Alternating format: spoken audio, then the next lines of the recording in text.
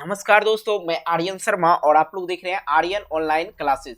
तो फ्रेंड्स, आज का इस वीडियो है बहुत ही ज्यादा महत्वपूर्ण होने वाला है, क्योंकि आज के इस वीडियो में हम लोग बात करने वाले हैं कक्षा 10वीं के हिंदी का वर्णिका भाग 2। इससे पहले जो हिंदी है गोधूली भाग 2 संपूर्ण अध्याय खत्म हो चुका, मतलब उसमें गोधूली भाग 2 में जितने भी अध्याय सभी अध्याय को हम लोग खत्म कर चुके हैं, सभी का प्रश्न उत्तर कर चुके हैं। अगर आप लोग नहीं देखे हैं तो इसी वीडियो के नीचे डिस्क्रिप्शन बॉक्स में लिंक दे देंगे, जहां से आप लोग जाके देख सकते हैं।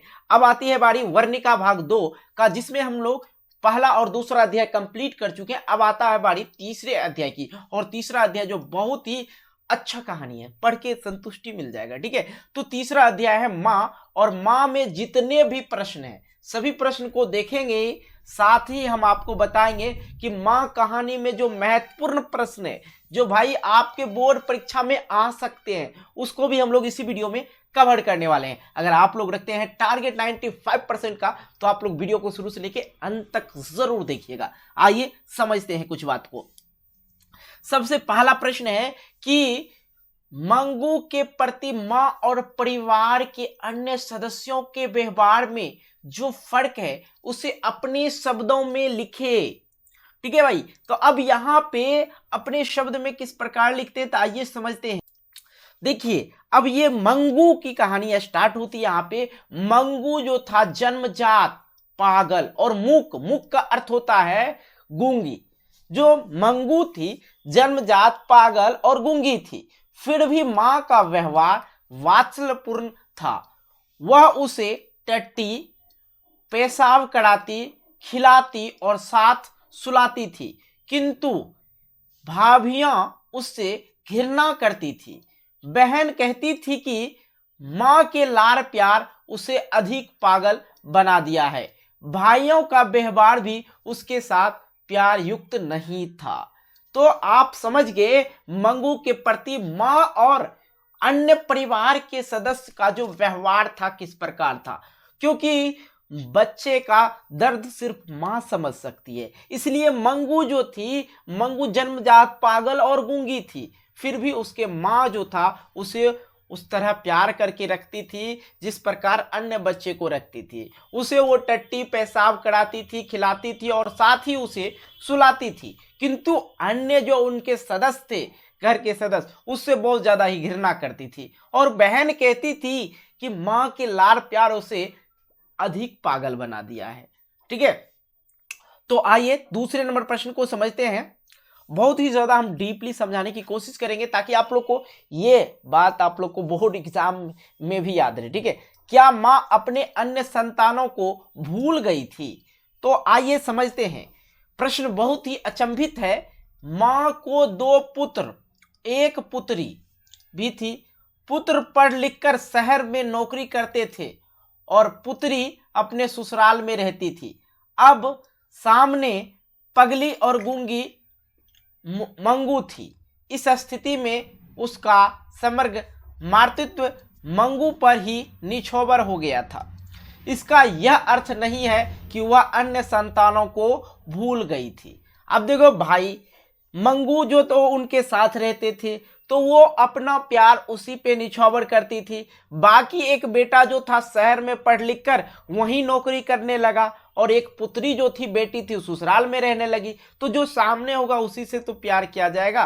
ठीक है, क्या है बात है। अगला प्रश्न की ओर आते हैं तीसरे नंबर पे, और यहाँ पे तीसरे नंबर है कि माँ जी मंगू की श्रेणी में कैसे मिल गई। आइए समझते हैं। माँ जी मंगू को अस्पताल में रखकर पुत्र के साथ घर तो लौट गई, किंतु उनका हृदय मंगू के बारे में सोच रहा था। सब दिन साथ रही बेटी को बिछो उन्हें बेचैन कर रहा था। अंतरतर उन्हें एक पल भी शांत नहीं रहने दे रहा था। जो अंदर से था अंतर्वर्धन, ठीक है, उसे एक पल भी शांत नहीं रहने दे रहा था कि भाई उसने मंगू को अस्पताल में छोड़कर तो घर लौट गई, लेकिन उनका हृदय जो उनके मंगू के बारे में हमेशा सोच रहा था कि साथ बेटी रहती थी, साथ बिछो उन्हें बेचैन कर रही थी अंदर से। ठीक है, एक पल भी उन्हें शांति नहीं मिल रहा था। माँ मंगू की जो है, मंगू की चिंता ही माँ जी को मंगू की श्रेणी में मिला दिया। समझिए बात। अब देखो, माँ जो थी अपने बच्चे के बारे में सोच रही थी कि मंगू को हम कभी छोड़े नहीं थे साथ, आज हम छोड़ रहे हैं, तो मंगू की चिंता माँ जी को मंगू की श्रेणी में मिला दिया, अर्थात वे सोचने समझने की शक्ति खोकर पागल हो गई है। ठीक है, आइए, बहुत ही अच्छा कहानी है। ठीक है, और भी समझते हैं प्रश्न उत्तर को। देखिए, चौथे नंबर है माँ, यहाँ पे टाइपिंग थोड़ा मिस हो गया है, तो माँ मंग लिखा हुआ मंगू होगा। माँ मंगू को अस्पताल में क्यों नहीं भर्ती कराना चाहती थी? आइए विचार करते हैं। माँ समझती थी कि मैं माँ होकर सेवा नहीं कर सकती, तो अस्पताल वालों को क्या पड़ी है, अपंग जानवरों को की गौशाला में भर्ती कर अपने जैसे ही यहाँ कहाँ कहा जाएगा। ठीक है, अब देखो, माँ ये समझती थी कि मैं माँ होकर सेवा नहीं कर सकती, तो अस्पताल वाले क्या करेंगे, अपंग जानवरों की गौशालाओं में भर्ती कर अपने जैसा ही यह कहा जाएगा। ठीक है, उसे कौन प्यार से खिलाएगा, कौन टट्टी पेशाब कराएगा, गीला बिछावन कौन बदलेगा और कौन साथ सुलाएगा। इन बातों को सोचती हुई वह अपने शरीर से उत्पन्न पुत्री को अस्पताल में भर्ती कराना नहीं चाहती थी। ठीक है, आइए अगला प्रश्न 5वें नंबर को करते हैं, और बहुत ही मस्त है, और ये VVI भी है। आइए समझते हैं कि माँ कहानी के द्वारा कवि क्या संदेश देता है। तो यहाँ पे कहेंगे, इस कहानी में माँ की ममता और वात्सल्य की भावना को कथाकार ने स्पष्ट करते हुए हमें मातृ भेदभाव को पाठ स्मरण कराया। माँ की सेवा, बलिदान और त्याग के लिए हम उसे क्या प्रतिदान दे सकते हैं? माँ के उस ममता को प्राप्त करने के लिए तो हम ऋषियों ने ब्रह्म को शक्ति अर्थात मातृ रूप में देखना शुरू किया, क्योंकि जितना हमारे समीप माँ हो सकती है, हमारे लिए जितना कष्ट वह उठा सकती है, उतना दूसरा कोई नहीं। अतः हमें भी मनसा वचा कर्मणा मातृभक्त होना चाहिए। आइए अब हम लोग 6ठे नंबर प्रश्न को करते हैं, अर्थात यहाँ पे देखा जाए कि कहानी के शीर्षक की सार्थकता पर विचार करें। देखिए, कहानी का जो शीर्षक है माँ है और माँ से रिलेटेड ही है, तब सार्थकता, शीर्षक की सार्थकता पर विचार करने के लिए बहुत बार दे दिया जाता है। VVI है, नोट कर लेना। इस कहानी को माँ शीर्षक है, इस कहानी का शीर्षक माँ है। संपूर्ण कहानी में माँ ही प्रधानता है।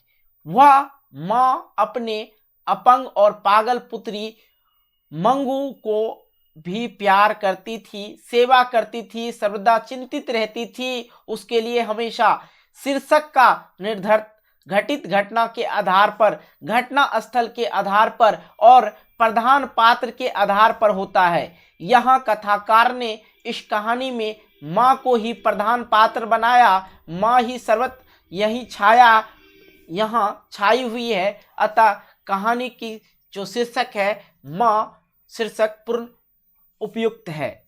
ठीक है, आइए 7वें नंबर प्रश्न को करते हैं, और 7वें नंबर प्रश्न है, कुसुम के पागलपन में सुधार देख मंगू के प्रति माँ, परिवार और समाज की प्रतिक्रिया को अपने शब्द में लिखे। तो कुसुम ठीक होकर घर आई, तब सारा गांव उसे देखने उमड़ पड़ा, और सबसे आगे माँ जी थी।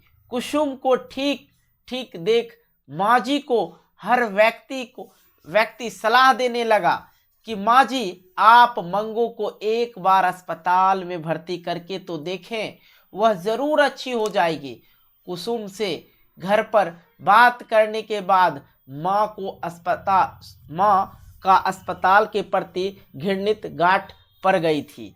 जो उसने कुसुम से घर पर बात करने के बाद, अब देखिए कुसुम जो थी वो ठीक होकर आया तो सारा गांव का उमड़ उसको देखने के लिए आगे आया, तो सबसे आगे मांझी भी आया। कुसुम को ठीक ठाक देखकर मांझी को हर व्यक्ति उसे सलाह देने लगा माँ को कि भाई आप भी मंगू को एक बार अस्पताल में भर्ती करके तो देखिए, वह जरूर ठीक हो जाएगी। कुसुम से घर पर बात करने के बाद पता चला कि अस्पताल के प्रति घृणित गांठ भी पड़ गई थी, वह खुल गई थी। वह भी एक बार यह सोचकर ठीक नहीं होगी तो उसे घर लौटा लिया जाएगा, इसलिए अस्पताल ले गई। अब आइए यहां पे आते हैं 8वें नंबर प्रश्न की ओर। 8वां नंबर प्रश्न है, मंगू जिस अस्पताल में भर्ती की जाती है उस अस्पताल को कर्मचारी व्यवहार कुशल है और या संवेदनशील, विचार करें।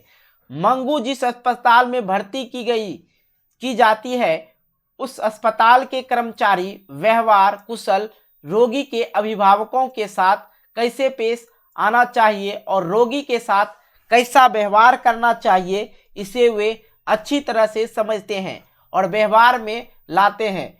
पति के सामने परिचारिक ने पगली स्त्री के साथ बड़ा सौम्य व्यवहार किया। सामान्य लोग क्रोधित हो जाते। मैट्रेन आदि अस्पताल के कर्मचारी अपने व्यवहार से माँ जी को भी आश्वस्त कर दिए, अतः वे व्यवहार कुशल हैं, ना संवेदनशील। ठीक है, तो भाई ये जो है आप लोग को मैं बता दिया 8 प्रश्न तक। अब कुछ बच्चे वेट कर रहे होंगे कि सर पीडीएफ कैसे डाउनलोड करें, तो मैं आप लोग को बता दूं पीडीएफ डाउनलोड करने का 2 तरीका होगा। जो डिस्क्रिप्शन बॉक्स में आप लोग को एक तो टेलीग्राम चैनल का लिंक दे रखे हैं, वहां से जाके आप लोग को डायरेक्ट पीडीएफ मिल जाएगा। साथ ही आप लोग को व्हाट्सएप ग्रुप का भी लिंक मिल जाएगा, वहां से भी आप लोग पीडीएफ डाउनलोड कर सकते हैं। और आगे देख लिया जाए बहुत सारा लिंक होगा जिससे आप हमसे जुड़ सकते हैं, तो वहां सभी जगह से आप लोग को पीडीएफ मिल जाएगा। तो मिलते हैं एक नए वीडियो को लेके, तब तक के लिए बाय, जय हिंद, जय भारत, टेक केयर।